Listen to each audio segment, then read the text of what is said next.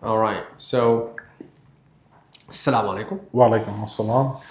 Alhamdulillah, we're here with our brother Yadan Bruce. We are gonna shoot answers to several questions, inshallah, to use short form and long form content, inshallah. Today is the 30th? Yeah. September 30th, 2025. It's about 2:05 p.m. So inshallah we're gonna start with this. Can you share a little bit about your childhood and where you grew up? So I was born in 1975 in New York City. I grew up in Queens. Pretty much grew up in Queensbridge projects. Moved from there to Laurelton. Ultimately, I left New York in Rosedale, Queens, to move to Philadelphia to go to college.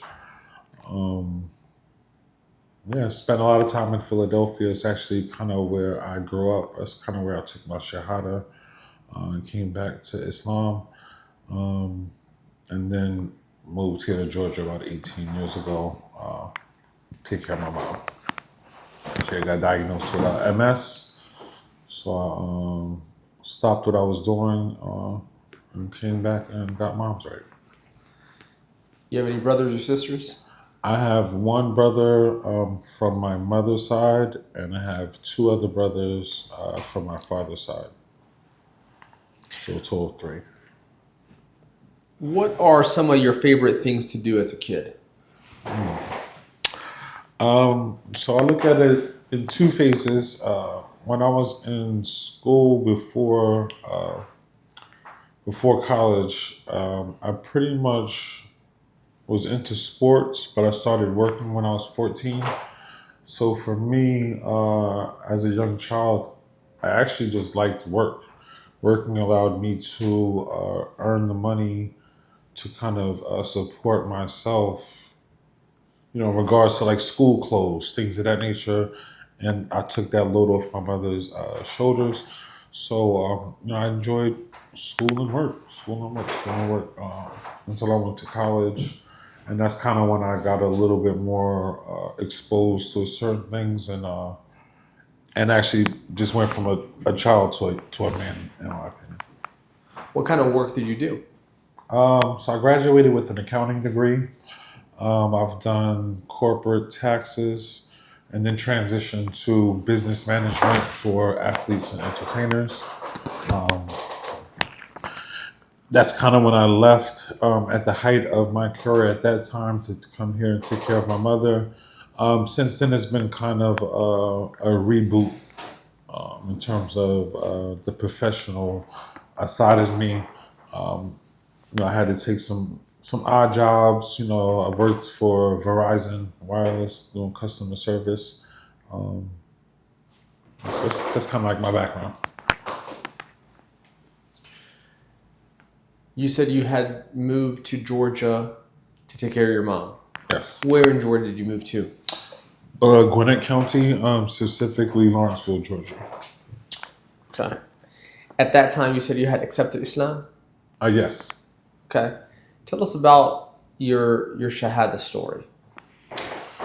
My Shahada story, in my opinion, is a little different than the average Shahada stories that I see or that I've witnessed, or just the norm. I feel most people hear about Islam and does some type of personal search, whether it's just start reading, whether it's asking questions. Mine was a little different. I want to first say that I did go to an Islamic school up until second grade. When my mom took me out, I really didn't have an Islamic environment around me, and my mom's not Muslim. So growing up, I really never considered myself Muslim, even though I did start my foundation up until second grade. Fast forward to college, I actually had some Muslim friends, and they would give each other the salams in front of me. It never really meant anything to me because, once again, I didn't go to school saying I'm a Muslim going to college. So then one day, this was 2 months before my daughter was born. We're all chilling in the house, the apartment that we had, and my mind just started spinning. It's hard for me to explain. I call it a download, but like every quote that you could think of, 1 + 1 = 2. Look both ways before you cross. In my opinion, like all the things that were programmed as a child just started like spinning in my head. And the only person that I started to immediately think, who can I get to? Who can I get to that I can trust? I didn't know what was going on. The only person, a couple people came to mind. The only person that came to mind that I felt I could get to was my unborn child that lived about maybe 2 miles away from me. I know I walked there, but I don't remember anything of the walk. So when I got there, I told her mother, go upstairs. She goes upstairs. I put my hand on her stomach, and the energy that I felt at that time, I felt like my unborn child was about to have, I felt like she was going to go into premature labor. The energy that I felt, I immediately withdrew my hand, broke down crying like a baby. Like I've never cried like that before. And something instantly just said, it's time for you to take your Shahada. Called one of my friends. He came, picked me up, went and took my Shahada, and been Muslim since. So in hindsight, when I look back at it, and I've talked to some sheikhs over the years, and I forgot the term that they use, but the term that I use is Allah literally pulled me back. And that's the only way that I can really explain it. My experience wasn't something that I was out there searching for. I guess it was a time in life that maybe Allah thought I was on the wrong path. I don't know. But I know Allah pulled me back out of that situation, cried like a baby, and from then on to Muslim. That's my Shahada story. So even though I'm over the years, I've worked full-time jobs, things, and in hindsight, I wish I would have done more studying, book knowledge, and probably need to give myself more credit than I do. I am very humble when it comes to the knowledge, the book knowledge that I have, but nobody can question my iman because I know what I went through, and it's an experience that I can't even. Speaking about it sounds crazy to me because nobody else has ever said I took my Shahada because of this and explained what I explained, but that's my story. I'm going to try something called doubling, which is something psychodramatists use. I'm going to try to be your conscience. And if I say something that is actually your conscience, I want you to repeat it. If it's not your conscience, then I want you to correct it. Understood. And we're going to see, if there's something deeper than just the kind of superficial iteration of your story that may be going on there. And again, if it's right, if that's what you feel, great, just repeat it. If it's not, correct it, and we'll still get to where we want to go. Understood. As I put my hand on the stomach right outside my unborn child, I felt an energy of responsibility and a course correction type energy where God was speaking to me as if to say, it's time you got back on the path. Absolutely. Repeat it or something close to it. Whatever it is, how it translates to you. I felt that at that moment, Allah sent me to the person who I could trust, and the person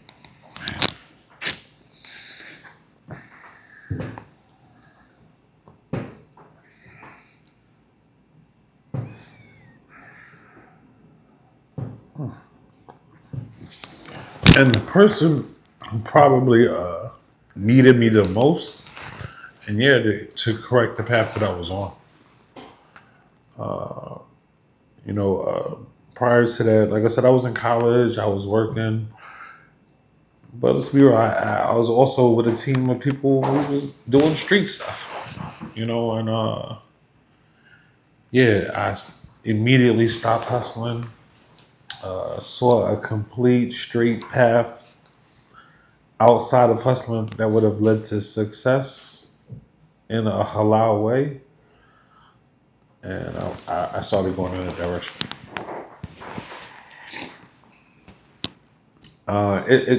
It's crazy in hindsight too, because in coming to Georgia to take care of my mother, I left my daughter in Philly with her mother, thinking that she would be okay and understanding. And she was 11.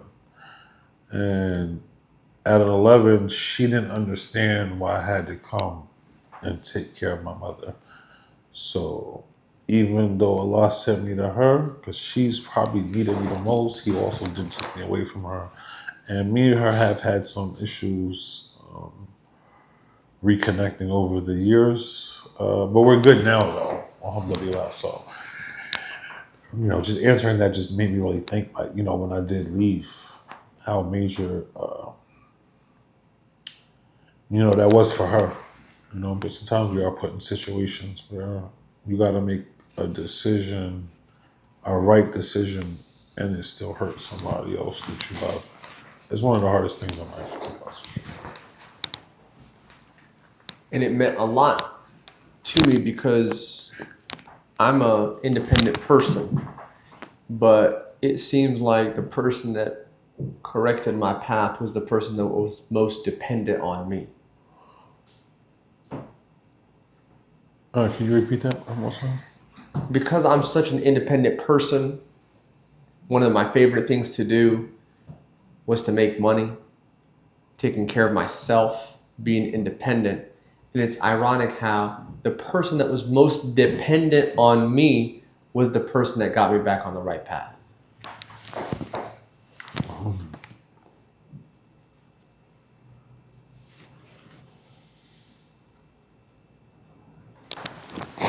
I'm sorry. Can you repeat that one more time?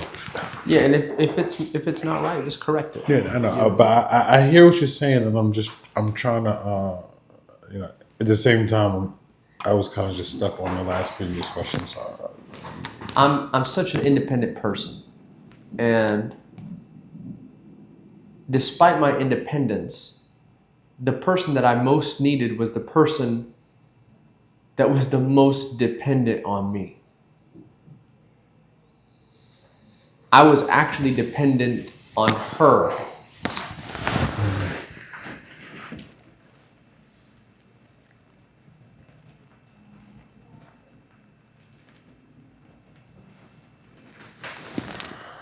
I don't, I don't think that because I'm an independent person,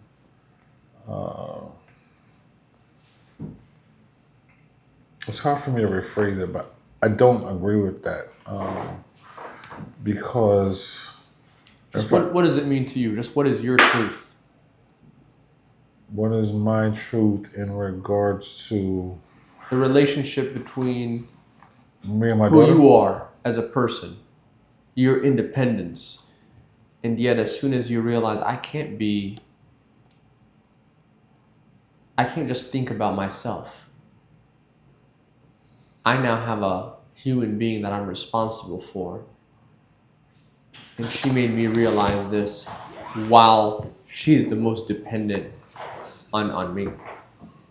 Um, I think I've always been independent. I think that my shahada made me more independent. It just made me go down a different road of independence, if that makes sense.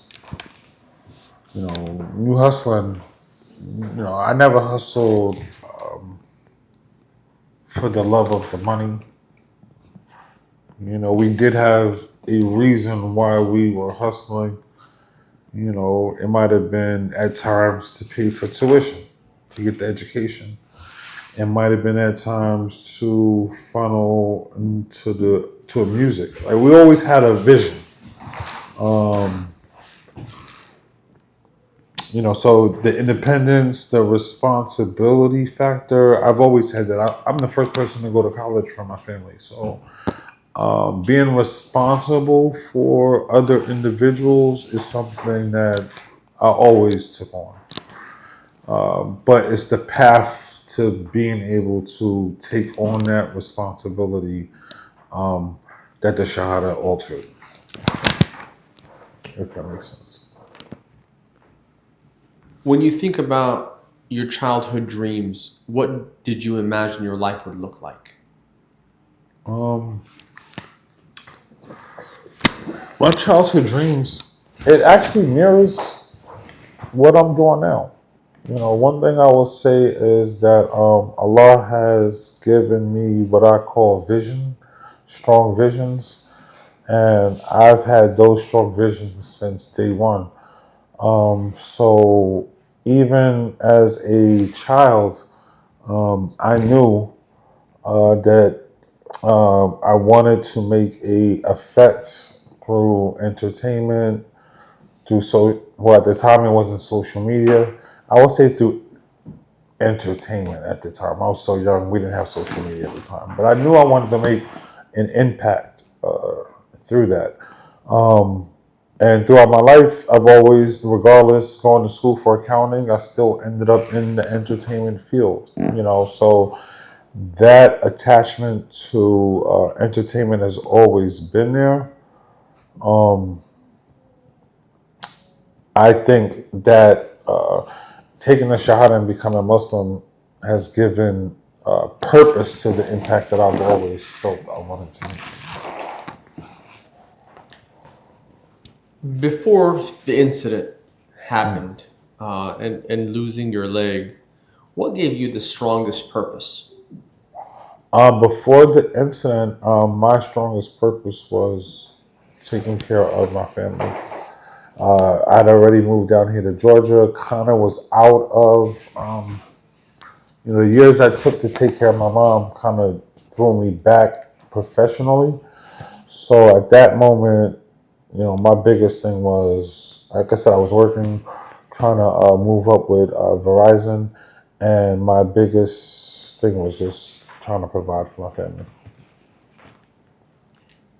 Let's go to the turning point. When you realized the first time the doctors got it wrong, what went through your mind? Did you feel Alhamdulillah.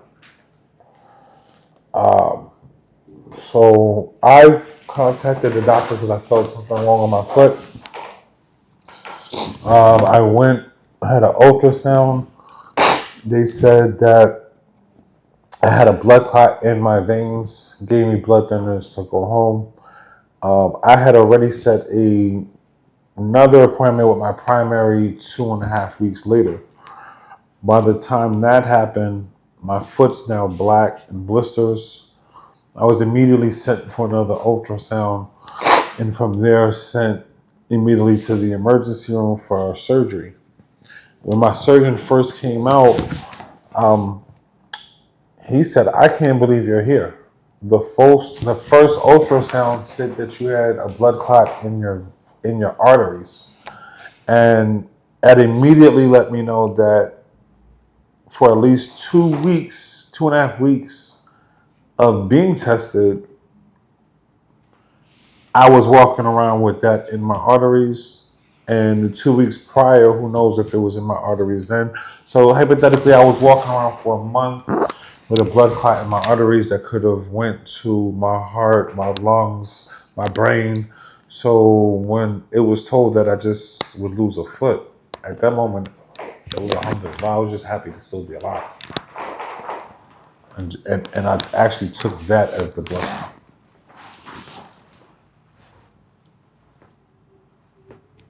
when you realized that you were going to lose your leg. Um, what were the thoughts or fears you may have struggled with? Um,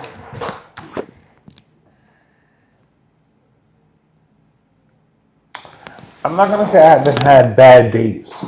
I mean, I think we all have bad days, regardless whether we lost a foot or not. So I would definitely say that I've had bad days. I've been through periods of a lot of pain. Um, I don't know if it answers your question, but I never really took it negative. I never really worried. I was alive. I mean, I knew I would get through it. I never overly worried. I was alive and I was still able to see my children, my wife at the time, my mom. Like, I never really worried. Take us through the sequence of events when the doctor told you the first ultrasound showed that you had a clot in your artery. What happened then? What's the next thing that happened? I was immediately rushed into surgery to remove the blood clot. I woke up, still had the foot attached, had two long slits on my leg, and was told that I should amputate. Um, everything happened so fast, so I'm happy to be alive. You know what I'm saying? My foot is still attached. So I'm like, well, can I go home and get a second opinion? And it may sound crazy if you really see the slits on my leg, but yeah, I really wasn't worried about the slits. I wanted a second opinion. And I went home for a month and a half, changed the wound myself and got second opinions and was told that there was nothing they could do. So I went back and had the amputation. From what I recall, it was two different times for the amputation, was it not? No, the first time was the slits on the leg. Uh huh. Then I went back for the amputation. Healed pretty quickly. I think I had this surgery February and June. I pretty much was healed. I did have a scab on the wound line, and a week away from my prosthetic, when I took the liner off, it ripped the wound line off, and my limb literally split all the way open. And then that wouldn't heal for about 3 years, I would say, before any healing process started. And we had a couple of revisions during that process to kind of help make the wound a little smaller. Where exactly was the amputation line? The amputation line, I don't know if you can see, is right below the knee. So it's somewhere in the midpoint of the knee and the ankle. I'm going to point to it right quick.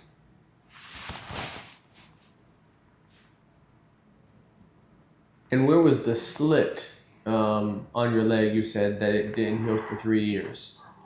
Well, it was more than a slit. So when the wound line, let's say this is the wound line, when the scab pulled off,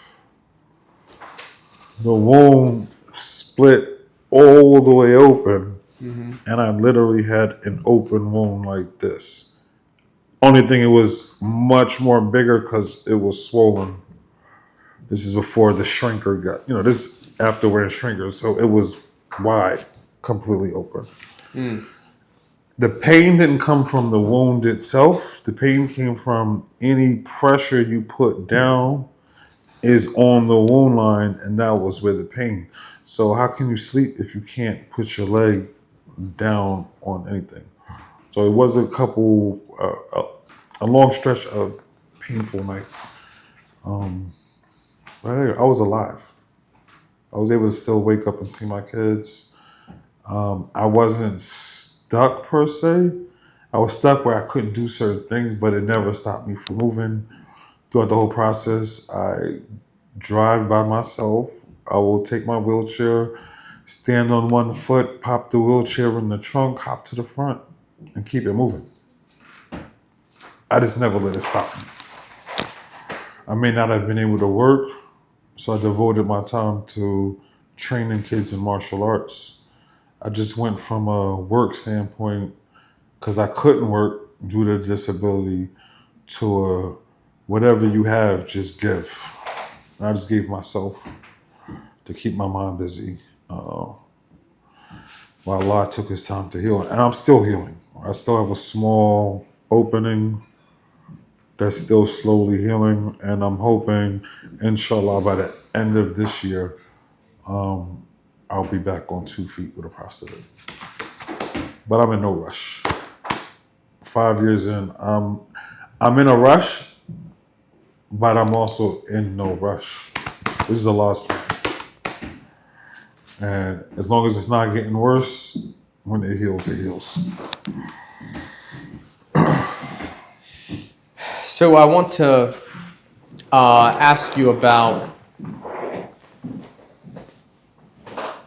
through this process, and I want to get into, you know, your process of reaching out to an attorney. But any thoughts that you had about how you maybe looked at differently? Obviously, being an amputee, how did those thoughts affect you, and how do you persevere while thinking about those things? In the beginning,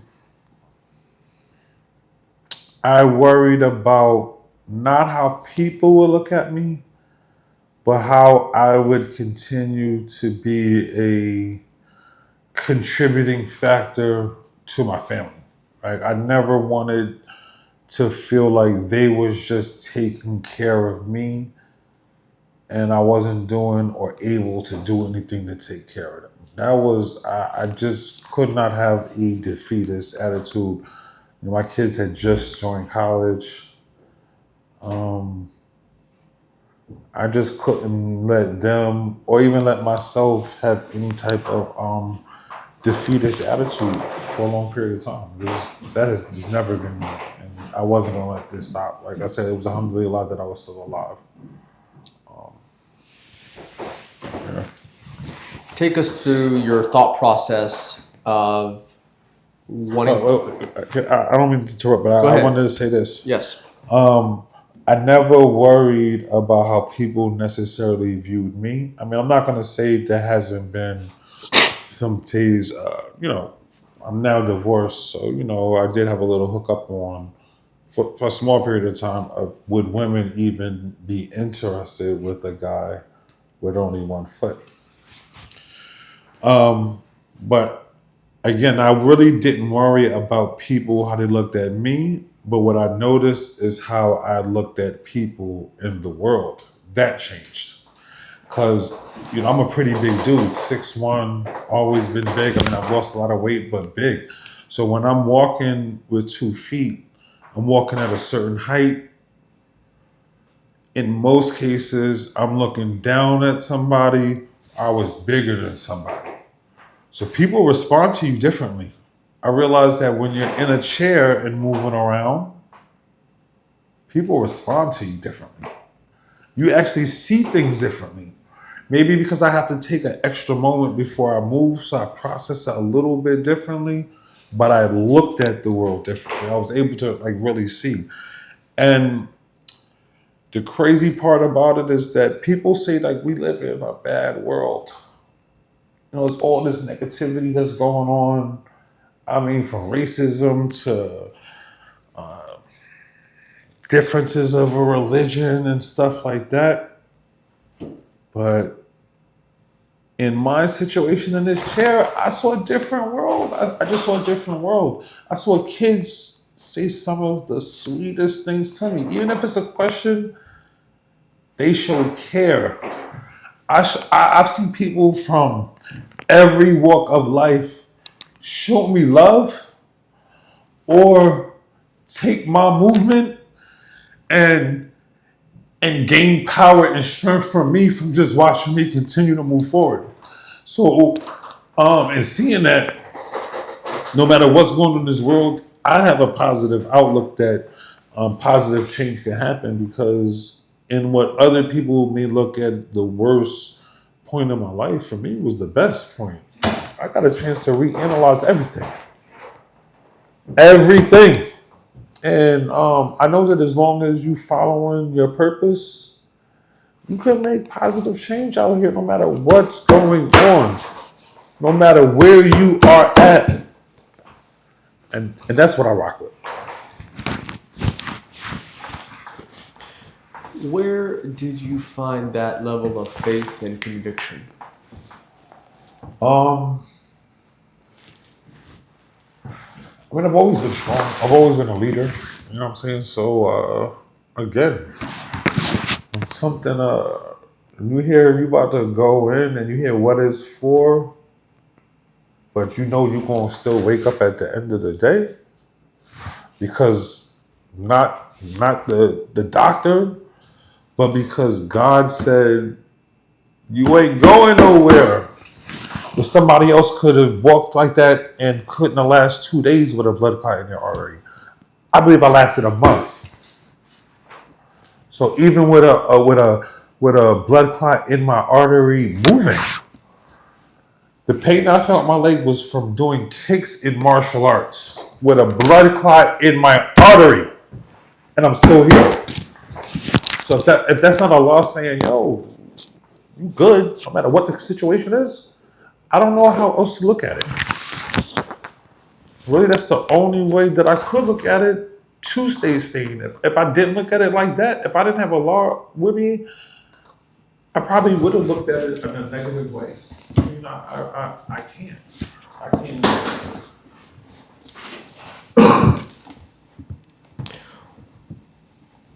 What made you think that, yes, I'm strong, yes, I'm independent, alhamdulillah, everything happens for a reason, and I probably need to reach out to legal counsel?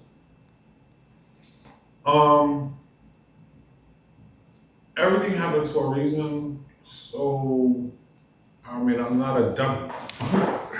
You know, I'm an accountant. I've worked on big accounts. That's the average person probably not been able to wrap their heads around. I'm just not stupid. Okay, so yeah, I'm blessed. I was blessed to still be alive. But the facts are the facts, and if the hospital made a mistake, then they must pay. I mean, that's just that's simple. So I'm gonna go and see counsel and see if I have something. I knew that there was a chance that I might or might not, but to not ask the question would have been the dumbest mistake I probably would have made. To just not ask the question. I'm gonna at least ask the question. Let's take a break right quick, have some water. Seems like you need to get some water. Um, is the battery is good? There was a battery flashing here in a little bit. Yeah, it's the monitor probably. Okay. That you would think on face is the enemy Mm. would see me, and I don't ask for help because I really don't need it. But they still would come and offer their help. So that shows me that no matter what's going on, if you are someone who is going through something and you are still making that effort, the help will come. And I don't know if I'm gonna say this correctly, but it's a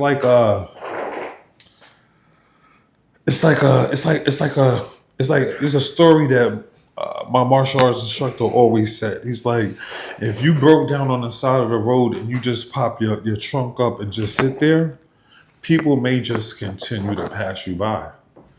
But if you stuck and you put that car in neutral and start trying to push, you'd be surprised how many people stop and help you push because you're making that effort. You know what I'm saying? And that's how I kind of looked at my situation. Since I never stopped, people continue to try to offer help, even though I really don't need help. I started accepting help because I don't want to take nobody's blessings. But yeah, I kept moving forward no matter what.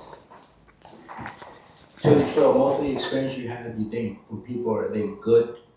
Or have you had people that give you like just I've had very seldom bad experiences. Okay.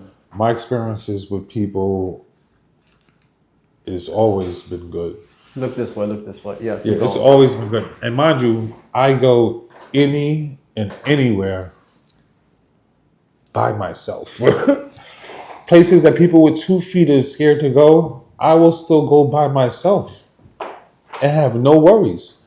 And everybody will show me respect because ultimately, I mean, I got 1 foot. So you may look at me as a potential victim, but I move like I have no fear.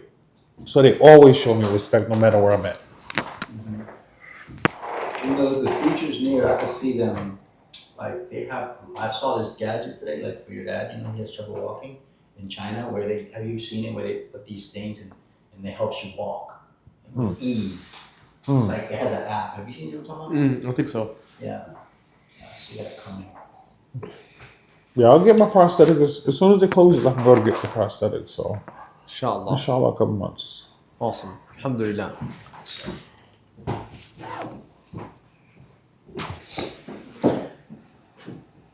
So I want to get into your search for legal counsel. How'd that come about? Did you have discussions with anybody? How did you make that decision? So, there's a particular masjid that I go to, Medina Institute, and to be honest with you, Ibrahim, I'm not exactly sure the first day I met you. I don't know if it was before or after we did Itikaf at the masjid. But I remember Itikaf, right? Because I think that's the opportunities that we really had to talk. And Take a moment and explain what i'tikaf is. so Itikaf is during the last 10 days of Ramadan. If you're doing Itikaf, you literally sleep inside the masjid for the last 10 days, and you, for the best of your ability, don't leave the masjid premises, and you really take those 10 days to devote to your worship to Allah in the last 10 days of Ramadan. So I actually did my Itikaf at this masjid. Ibrahim was there, and we started talking.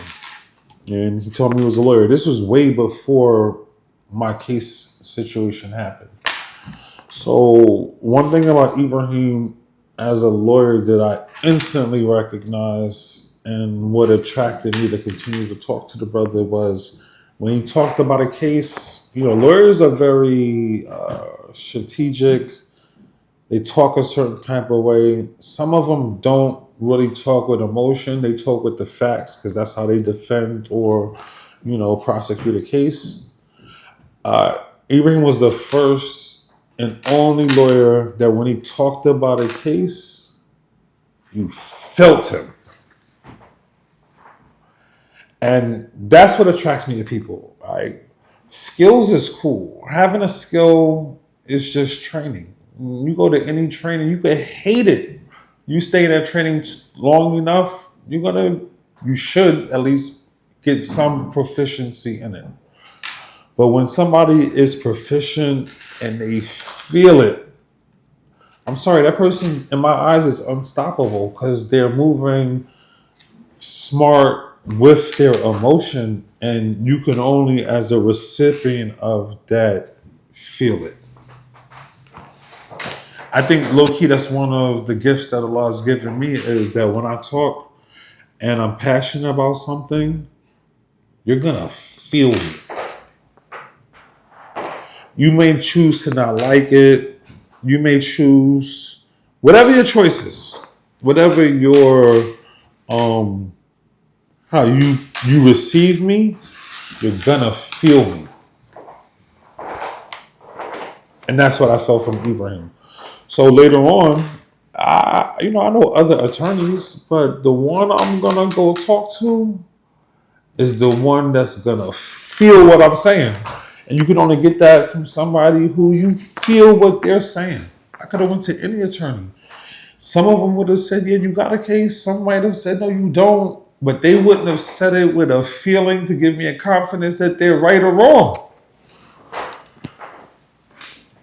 I'm gonna go to the person I feel, and if he refers me to somebody else, I'm gonna know he's referring me to the best person he knows, because I know he feels it and is not gonna pass it off to somebody else who he knows is not gonna do a good job. I know Ibrahim will do the job himself before he passes it off to somebody else who's gonna do a bad job. Those are the type of people I like to build with. I like to deal with real people. Not just people who know knowledge, spit knowledge. Because ultimately, if they spit it with no feeling, and you got to sometimes watch the ones that spit it with feeling. But some people will just spit knowledge, and you don't really know what they're doing behind closed doors. They spit the knowledge, but they still could be jerking you. It's so many games out here. But when you deal with somebody who feels it, you know they're not going to do nothing wrong intentionally, because their feelings is going to stop them from doing that. And that's the only thing that's going to stop anybody from doing negative is the feeling about something, whether it's Allah or just the feeling for a purpose.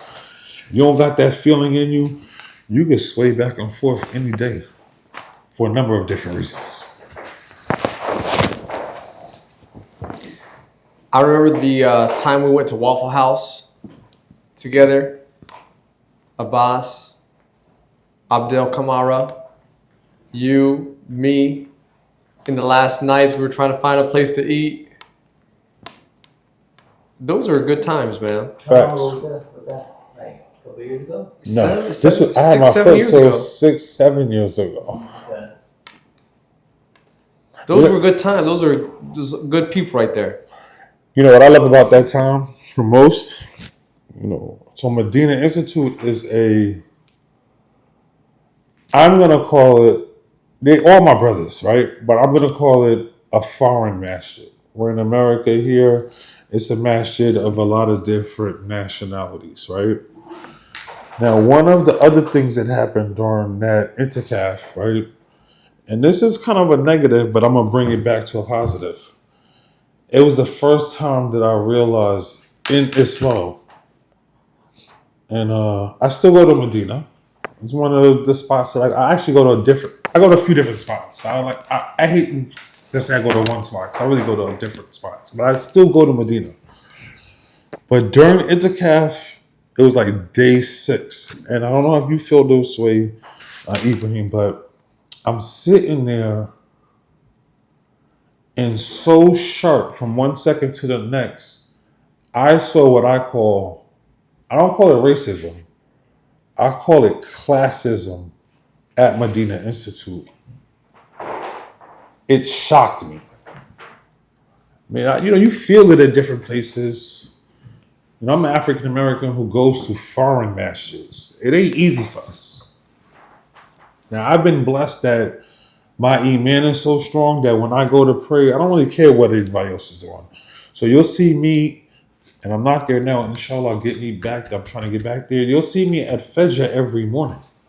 This was before my incident, after the incident, rolling with my wheelchair, big wound. I'm the type to go to Fajr. So if I go to Fajr in a foreign masjid, some people are going to still stay away from me, unfortunately, because of the classism that they dealing with. But the real believers will start to come to me regardless of their nationality, where they're from, because they see I'm still dedicated for Fajr in the morning, right? So this classism that I saw in Medina is real. But the picture that you talking about, if you look at it, is somebody from a different culture, and every person at the table is from somewhere different. But the brotherhood is strong because we don't care about where you from.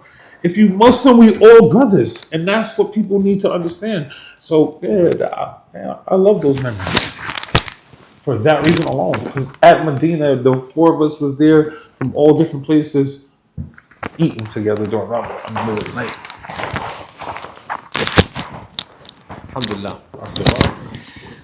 Fast forward you go through this traumatic experience, you're having these thoughts. You mentioned you got to at least ask questions.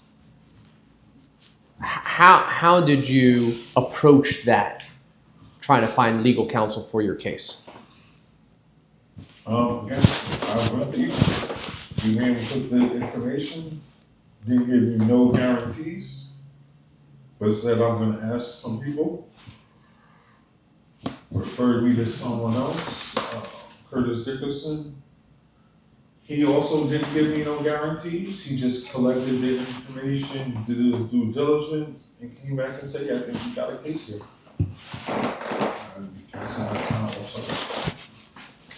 I remember that day at the masjid, Friday prayer. You were rolling up in your wheelchair, and I went out. I had greeted you before in your wheelchair, but that day, when you said salam, you're like, "Hey man, I got to talk to you about something." And then you told me about your leg, and I said, "Oh man, I thought this was like a diabetic thing. I didn't know." Right? And then you're like, "No man, I think there's something more." And I kind of feel that day, you had greeted me before, but I didn't know because I remember seeing you, but I was too scared to ask you. I mean, is there something different about that day when we greeted one another when you're like, it's time to mention it? You know, I know the day you're talking about, and I think I know the day you're talking about the first time. And I might not have said the first time for a couple of different reasons, so I'm just gonna freestyle a couple of the reasons why I might not have said nothing. Again, you know, Medina is a place that I love to go, but you're also a busy person. So I don't know if I saw you. Sometimes when I see you at Medina, like after dinner, some days you're chilling, some days you're moving. Like you're a busy man. You know what I'm saying? So, you know, and then also, not all the time I'm even, like, I don't like to ask for help. I'll do it myself. So, you know, I was still processing leaving that first time. You know what I'm saying? I was still processing even how we're gonna go talk and ask you, right? But the day that I did ask you, right, I immediately felt at ease. Because even though Ibrahim didn't give me no guarantees, I felt the concern and I knew he was gonna follow up. Because some people say, "Yeah, I'm gonna look into it," and they'll never look into it. But I felt the concern and I felt that I'm gonna look into it and get back to you, and I knew he did.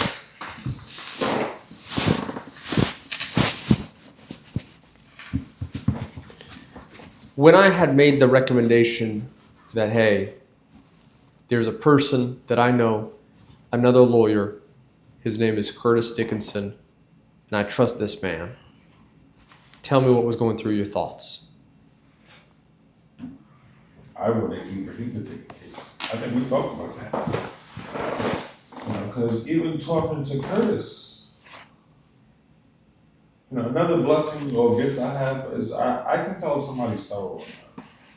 So I also knew Curtis was thorough. You know, and Curtis did a great job. But yeah, at that time, I wanted Ibrahim to take it. Like I said, Curtis is Curtis. I recognize the greatness in him, but Curtis is still one of those who he's old school. You know what I'm saying? But Ibrahim takes the old school approach. He may not want to admit it. He takes the old school knowledge and how to build a case, but he attacks it with a new school approach.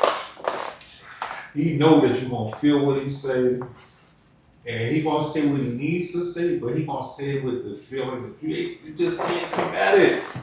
Sometimes even trying to combat it will make you feel stupid because you felt what he said, even if you're on the opposite side.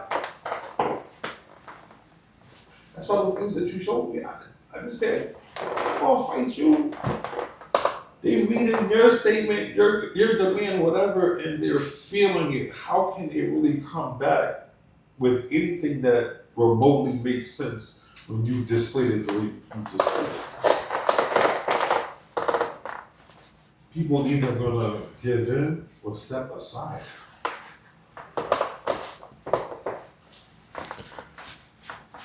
When you were going through this process, took a long time, a lot of experts, a lot of depositions. You had to retell your story multiple times, but you finally got to a result, and you got finality. When you first heard that we were able to reach a settlement, what was going through your head? As we got closer to the end, I felt very confident in the case. So I knew it was just a matter of time, right? So this is the crazy part about how a law works. And this is why I know that everything is in the power of Allah. I got the call, and we don't celebrate certain holidays and stuff like that. But I got the call, I believe I got the call on my 50th birthday, the second chapter of my life. I've been dealing with the healing for 5 years that nobody can explain. Because it wasn't getting worse, it just wasn't healing. Nobody can explain. None of the doctors can explain this. Even my Muslim surgeon, when he asked me what I think, I told him this is a loss healing process. He's a doctor, so he's trained a certain way. So he has belief, but I can tell in his eyes he still can't believe it. Right? So now so I'm dealing with all of this, confident, but you still never know. I get the call on my 50th birthday in my eyes where that's that midpoint. I might not live to 100, but 50 is a milestone, and I got it on that day. I really don't know how else a person in my situation cannot see that it's all of us praying. Like, you do the work. So it wasn't even, I wasn't even happy about the case. I was more just happy about the timing of life. Well, the timing, the way things happen in life, if I really explain things that happen on a day-by-day basis to a non-believer, I would sound crazy. I would sound crazy. So yeah. But being a believer, when things like that happen, you just like, oh, I'm really well, like this, like, I don't worry no more. I just move forward. Ibrahim said something interesting this weekend, I remember. He said, at the end of the day, we all get, what you say, we all are at where we're supposed to be. Mhm. That's what he said. This weekend said that. And it stuck to me. Yeah, it's true. And I move forward even when I know I'm lacking something, right? And the moment I know I'm lacking something, but I still know I still gotta move forward, Allah brings that right to me. In the weirdest situations that I can't. Yeah, you gotta be a believer to really understand. It gets a little crazier because you had the settlement, but you hadn't gotten the check in your pocket yet. And what was going on with those properties that you had purchased? So Allah put me in a situation where I know the settlement is coming, but He put the perfect two properties, not just my property, but like I said, recently divorced, the perfect property for my kids, put it on our lap. We were able to structure the deal without the money actually being here to secure the deal and hold it until it closed. We even on my property, the money didn't come in time. Alhamdulillah, it was a Muslim couple who was selling it, that I actually knew from the masjid. You know, the wife was paralyzed from the neck down, so they had just did the house over, wider, you know, hallways and stuff. Like the perfect house for one family to leave and the next person to come in with a wheelchair perfect for them. Didn't even receive the money. Contract really was never done, but still was able, through Allah's will, to find ways to get the extension that was needed for the money to come in. I say it I can't explain it to the average person. You know, they tell you, you know, I just bought 2 houses, but I didn't get the money yet. No financing. Like, who does that like that? Even I told you, man, why you counting your chickens before they hatch? We haven't got the money yet. You know, I'm a planner though. I had 5 years of time Planning. to plan. Yeah. 5 years of time to plan. And Allah's plan is bigger. So it's like, you know, if Allah put something in front of you that you know is for you, you gotta move to it. Even if you don't have the funds yet to secure it, or you don't have the knowledge. If He puts it in front of you and you know it was for you, you gotta move. Now, this question, you know, could be interpreted in a different way, but I want to say it in such a way that, alhamdulillah, you never lost your dignity in any of this, right? In the whole process, right? But the question is, did this resolution feel as if you had gotten some of your dignity restored, recognizing you never lost any of it to begin with?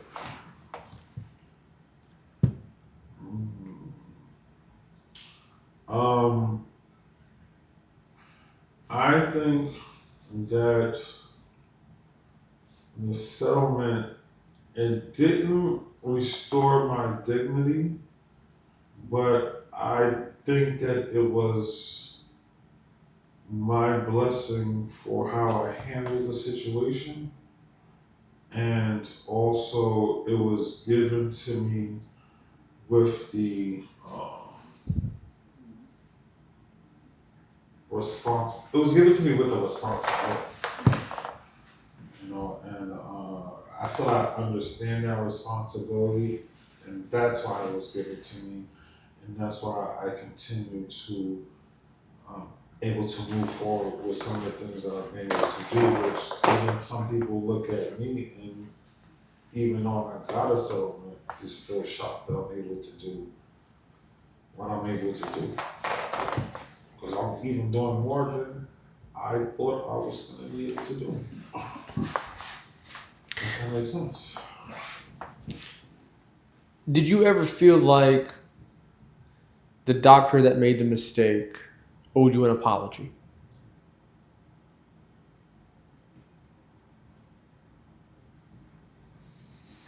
The doctor who made the mistake.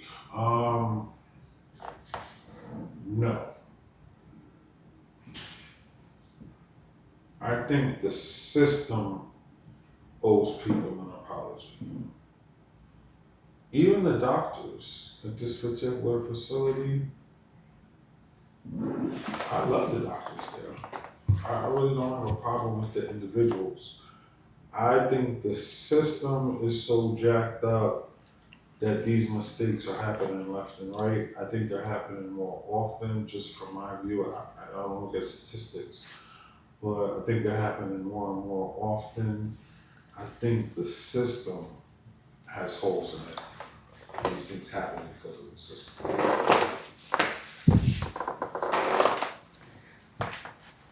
It's funny because I don't blame a lot of people for a lot of things. You know, I've seen a lot of things. I've been able to analyze things even before the case of old. Now I analyze things from the wheelchair with a little bit of cash to do some things. So now I'm in a whole different set of analysis for life, and I'm realizing that people are going through a lot of stuff out here. people have went through stuff. People are living through some real stuff.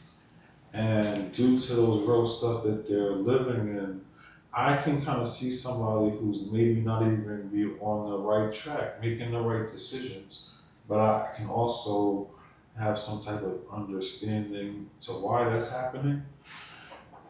And in short, it's like the system has created an atmosphere out here that it's hard, it's rough. If you don't have no faith, it's hard out here. If you don't have no faith, it's hard out here, and it's easy to get caught up in the current of negativity, of non-growth, of doing the same thing over and over, expecting different results. It's very easy if your faith is strong. So I don't even blame the people. I blame the system that's been created out here. It just creates chaos. Some people ain't strong enough to get up out of it.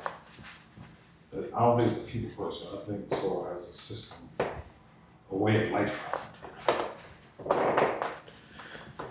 I'm going to try to be your conscience again. Mm-hmm. I feel that my spiritual awareness due to this incident was more of a reimbursement, of a compensation for me than the financial recovery from this incident.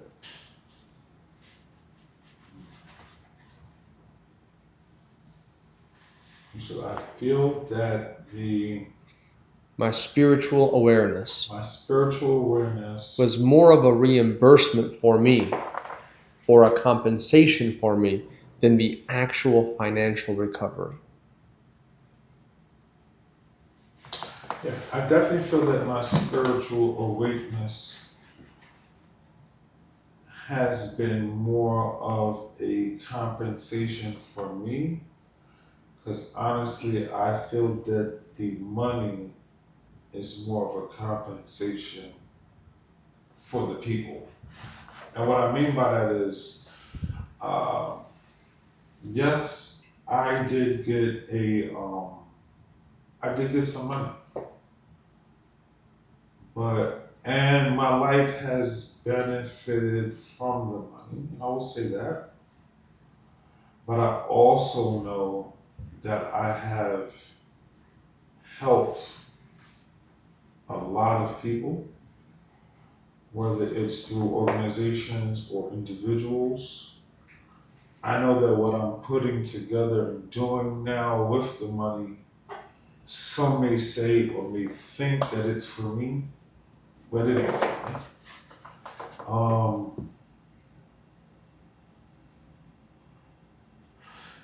Now I'm an accountant, right? So I'm gonna make a statement that most accountants probably wouldn't say. I am protecting my money. You know what I'm saying? Because I'm not dumb. You know what I mean? But at the same time, this money I don't even look at it as compensation for the leg. Like, I got compensated, like I said, I would go back and have the amputation again if I didn't get the money. So the money was a blessing to me, for me to bless others directly, or to create a system that's not, it's gonna benefit me, but it ain't about me. It's gonna bless the world. It's gonna bless the people. That what I can put out, I'm hoping to use the funds to bless others. So yeah, I will spend it all. It's paper. Money comes and goes. Other people be telling me, put a certain money up in an annuity. Let them manage the funds over here. They guarantee you a 5%, 10% return. All of that sounds good. I'd rather invest it all into myself and have the belief that it's all going to come back 10 times.